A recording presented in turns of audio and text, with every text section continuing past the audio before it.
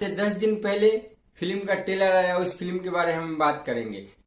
चलो भाई देखो अपने। जिस फिल्म का नाम आप लोग हर घर में वो कहानी देखते होइएगा, जिस फिल्म का नाम है सास भी कभी बहू थी।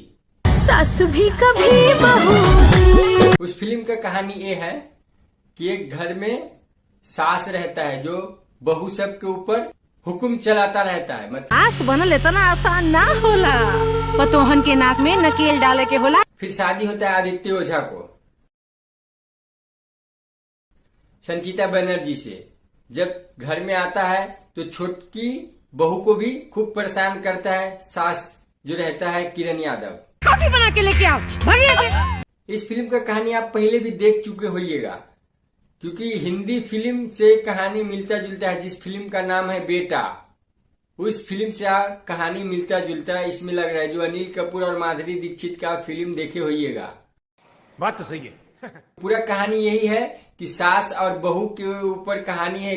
लेकिन बहुएं बुरी क्यों लगती हैं सास को? एकदम फैमिली फिल्म है, एक इमोशन और फैमिली ड्रामा से भरपूर ये फिल्म है।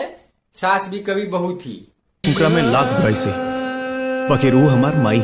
कॉमेडी भी आपको भरपूर मिलेगा और एकदम भरपूर आपको, अगर ये पिक्चर थिएटर में आएगा तो भरपूर आपको मनोरंजन कराएगा। तो इस फिल्म को ट्रेलर को देखकर यही लग रहा है कि जो इस फिल्म का कहानी थोड़ा हिंदी पिक्चर से मैच कर रहा है। तो इस फिल्म का मुख्य कलाकार का बात कर ले तो आदित्य ओझा, संचिता बनर्जी, किरण यादव, संजय पांडे, प्रकाश जैस, श्वेता वर्मा, करण पांडे, निशा सिंह। फिल्म को डायरेक्ट किए है अजय कुमार झा जी। फिल्म के 1, 2 बल्कि इस फिल्म में पूरे 3 प्रोड्यूसर है। इस फिल्म का लग रहा है बजट ज्यादा था थोड़ा, इसके समझ में आया कुछ ना? मुझको भी समझ में नहीं आया।